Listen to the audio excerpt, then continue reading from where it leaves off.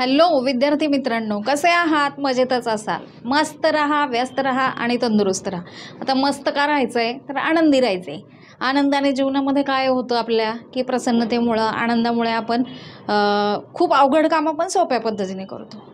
मस्त राहायचं आहे. व्यस्त का राहायचं आहे तर आपण व्यस्त असलो कामामध्ये, आपण आपलं मन गुंतवलं की आपली एकाग्रता वाढते. आणि हीच एकाग्रता तुम्हाला कशासाठी उपयोगी पडते तर सगळ्याच कामांसाठी, अभ्यासासाठी सुद्धा आणि बाकीच्या इतर कामांसाठी सुद्धा. म्हणून मी असं म्हणते की व्यस्त राहा, मस्त राहा आणि तंदुरुस्त राहा. तर अराईज अकॅडमीच्या माध्यमातून आज आपण कथालेखन हा घटक अभ्यासणार आहोत. मग कथा म्हणजे काय किंवा ती कशी असते, एक्झाममध्ये तुम्हाला कुठला प्रश्न दिला जातो, कशा पद्धतीने दिला जातो, मग कथा आपल्याला कशी लिहायची, कथा लिहिताना मुलांना असंख्य अडचणी येतात. मग कथा लिहित असताना तुम्हाला मुद्दे दिले जातात. हे जे मुद्दे आहेत ते शांतपणे वाचून घ्यायचे आहेत. वाचल्यानंतर तिथे एक शब्द दिल्यानंतर डॅश डॅश डॅश असं दिलं जातं, नंतर दुसरा शब्द, नंतर तिसरा. तो कथेचा सिक्वेन्स असतो.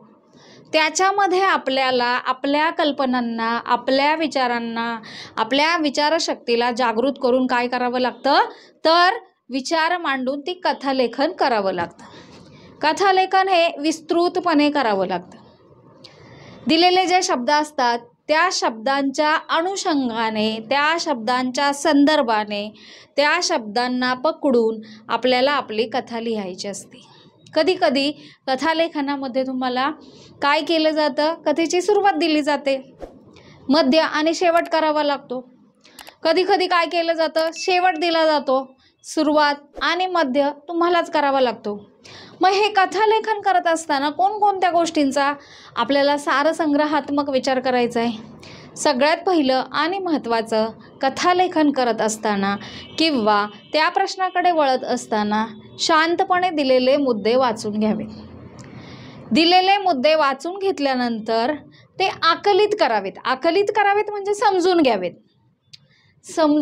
मुद्दे समजून घेतल्यानंतर कथा कशाच्या संदर्भात आहे, कथेमध्ये कशाचा समावेश आहे, कथेमध्ये कोणकोणत्या गोष्टी आहेत, कथेचं साधारण टायटल काय येईल, याचा सगळा संदर्भ आणि याचा सगळा सारसंग्रहात्मक अभ्यास तुम्ही तुमच्या माइंडमध्ये करायचा आहे.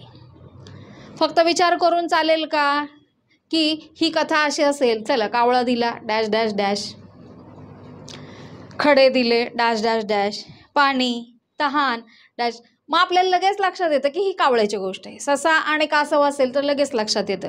पण काही गोष्टी ह्या अशा नेहमीच्या न देता, किंवा लाकूड तोडायची गोष्ट, या नेहमीच्या गोष्टी न देता वेगळ्या गोष्टी देतात. जसं की मी आता तुम्हाला एक कथा सांगते. एक गरीब भिकारी असतो, भिकारी गरीबच असतो, एक भिकारी असतो.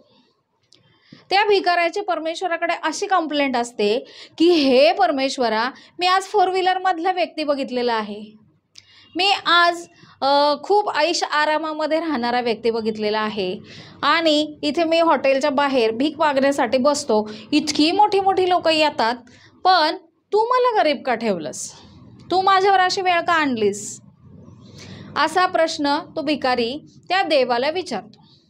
त्यावेळी तो देव म्हणतो की हे बघ, ज्याचे त्याचे जैसे ज्याचे कर्म तैसे फळ देतो रे ईश्वर, तुझे कर्म जसे आहेत त्याप्रमाणे तुला फळ मिळालेलं आहे. दुसरी एक महत्त्वाची गोष्ट की तुझी कष्ट करण्याची अजिबात हिंमत नाही आहे. तुला फक्त इथे आरामात बसायचं आहे आणि दुसऱ्यांपुढे याचना करायची आहे. कष्ट करणाऱ्या हातांना याचना करण्याची गरज नाही. याचना करणे म्हणजे काय, दुसऱ्यांपुढे हात पसरणे. तुझ्याकडे कष्ट करायची हिंमत नाही, तू कष्ट करू शकत नाही, तुला संधी मिळू शकते, तुला देवाने हात दिलेले आहेत, पाय दिलेले आहेत, चांगले डोळे दिलेले आहेत. अपंग लोक सुद्धा दुसऱ्यांवरती ओझं पडून राहत नाहीत, आणि तुझी माझ्याकडे ही काय कंप्लेंट आहे. मग देवा, मला एक तरी वरदान दे. काय वरदान दे की मला गडगंज श्रीमंत बनव. ठीक आहे, देवासाठी या सगळ्या गोष्टी कशा असतात, इझी टू वे. देव म्हणतो ठीक आहे, पण अरे मी तुला दिलेली गडगंज संपत्ती तू ठेवशील कुठे, तुझ्याकडे आहे का काही घेण्यासाठी. तर तो म्हणतो तू देऊन तर बघा, आशीर्वाद तर द्या. आणि मग देव तथास्तु म्हणतो. तथास्तु म्हटल्यानंतर त्यांच्या या हातातून मोहराचा स्रोत चालू होतो. मोहरांचा स्रोत म्हणजे ओघ चालू होतो, प्रवाह चालू होतो. आणि हा प्रवाह चालू झाल्यानंतर देव त्याला एक अट घालतो. काय अट काय आहे कथेची किंवा या गोष्टीची किंवा संपत्ती देण्यामागची अट अशी आहे की जर माझ्या हातातून निघणाऱ्या या ज्या सुवर्ण मुद्रा आहेत, या सुवर्ण मुद्रा जमिनीवरती पडल्या तर ते माती मोल होतील. तो म्हणतो ठीक आहे, मी खाली पडूनच देणार नाही. मग हा भिकारी, हे देवा बरं झालं तू मला छान काय दिलंस, वरदान दिलंयस, आणि हे जे वरदान आहे या वरदानाचा मला आयुष्यभर उपयोग होणार आहे, कारण मला ती सगळी संपत्ती पुरणार आहे. मी सुद्धा उद्यापासून या हॉटेलमध्ये येणाऱ्या लोकांसारखा मस्त 4 व्हीलरमधून येणार, छान कपडे घालणार, छान खाणार, माझं आयुष्य आता खूप आनंदी झाले. त्याला इतका आनंद, प्रचंड आनंद. आणि त्या उत्साहाच्या भारामध्ये तो काय करतोय की आपली जी झोळी आहे, जी साधारणतः 5-6 वर्ष कधी न धुतलेली, मळालेली, त्याच्यानंतर जीर्ण झालेली, जीर्ण म्हणजे अगदी फाटायच्या अवस्थेत आलेली अशी झोळी, त्या हाताच्या प्रवाहातून निघणारे जी नाणी आहेत, ज्या सुवर्ण मुद्रा आहेत, घेण्यासाठी तो काय करतोय, ती झोळी पुढे करतोय. झोळी पुढे केल्यानंतर ती झोळी तुडुंब भरते, म्हणजे गच्च भरते. आता अक्षरशः ती झोळी फाटेल की काय अशी तिची अवस्था. पण आणखीन देव म्हणतो बघ बघ, हा माझी अट लक्षात ठेव, जर का झोळी फाटली, सगळ्या सुवर्ण मुद्रा जमिनीवर पडल्या तर त्या माती मोल होणार आहेत, तुला एकही मुद्रा भेटणार नाही. मग त्या भिकाऱ्याला कशाचंही भान आणि गांभीर्य राहिलेलं नाही. फक्त सुवर्ण मुद्रा, सुवर्ण मुद्रा, सुवर्ण मुद्रा ओंजळी भरून घेतलेले आहेत. त्याच्याकडे ते भीक मागायचं जे भांडं आहे ते सुद्धा भरून घेतलेलं आहे. पण आता हे सगळं ठेवायचं कुठं? भीक मागितलेलं जे भांडं आहे ते या कवेमध्ये घेतो, झोळी जी आहे ती इथे अडकवलेली आहे दुसऱ्या 2 ओंजळीमध्ये. सगळं त्याने काय केलेलं आहे, सुवर्ण मुद्रांनी घेतलेलं आहे. आणि अचानक झोळी फाटते, त्याच्यातल्या सगळ्या सुवर्ण मुद्रा खाली पडतात, त्या सगळ्या मातीमोल होतात. ती झोळी फाटलेली पकडण्यासाठी, त्या सुवर्ण मुद्रा पकडण्यासाठी जी भरलेली ओंजळ आहे त्या ओंजळीमधून सुद्धा सगळ्या सुवर्ण मुद्रा खाली पडतात. जे भांडं होतं, जे इथे कवेमध्ये पकडलेलं होतं ते देखील खाली पडतं. आणि भिकारी हा भिकारीच राहतो. मग देव त्याच्यावरती हसायला लागतो की बघ, तुला मी सांगितलं होतं आणि माझी जी अट होती ती अट तुला पाळता आली नाही. आणि गरीब भिकारी तो भिकारीच राहतो. आणि हा गरीब भिकारी रडत रडत घरी जातो आणि दुसऱ्या दिवशी पुन्हा भीक मागण्यासाठी त्या हॉटेलसमोर येऊन थांबतो. मग बघा, या गोष्टीतून तुम्ही काय मॉरल घेतलं, म्हणजे तात्पर्य काय तात्पर्य आहे की जास्त हव्यास चांगला नाही. दुसरी गोष्ट, आपल्या पात्रते एवढंच आपण मागावं. तिसरी महत्त्वाची गोष्ट आहे म्हणजे की आपण दुसऱ्याकडे कधीही याचना करू नये, कष्टाची तयारी ठेवावी, लालच बुरी बला आहे, या सगळ्या गोष्टींचा सारसंग्रहात्मक विचार करायचा.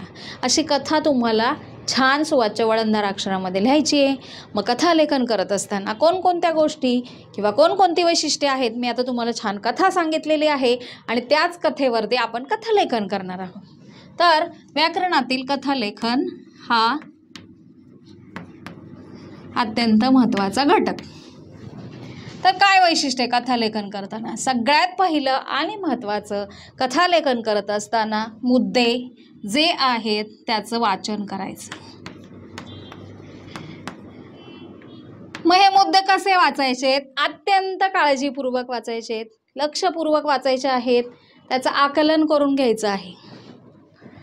दुसरी महत्त्वाची गोष्ट, लिखाण कसं असावं? बिनचूक.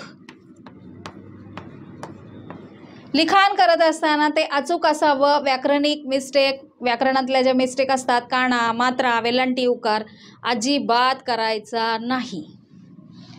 तिसरी महत्त्वाची गोष्ट, कथेची सुरुवात,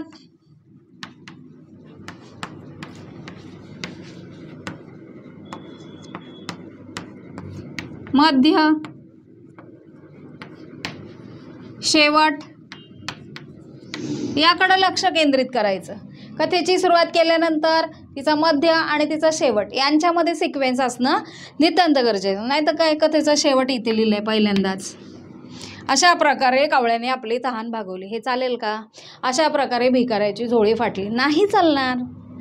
जी सुरुवात आहे, परमेश्वराकडे जे मागणं मागितलेलं आहे त्या मागण्यावरतीच सुरुवात झाली पाहिजे. मध्य काय? आणखीन दे, आणखीन दे, आणखीन दे, हव्यास. देव आणखीन विचारतोय की अरे बाबा बघ, बास बास का, तुझी झोळी फाटेल, तुझ्याकडे आता काही नाहीये, हवंय का तुला, बास. पण नाही. मध्य शेवट झोळी फाटते, सगळ्या मुद्रा मातीमोल होतात.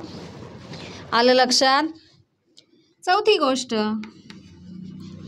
कथा नेहमी भूतकाळात लिहायची. कशात लिहायची? भूतकाळात. कथा कशात लिहिणार आपण? भूतकाळामध्ये. नेहमी कथा लिहित असताना भूतकाळाचाच वापर करायचा आहे. 5वं, अचूक विरामचिन्हे.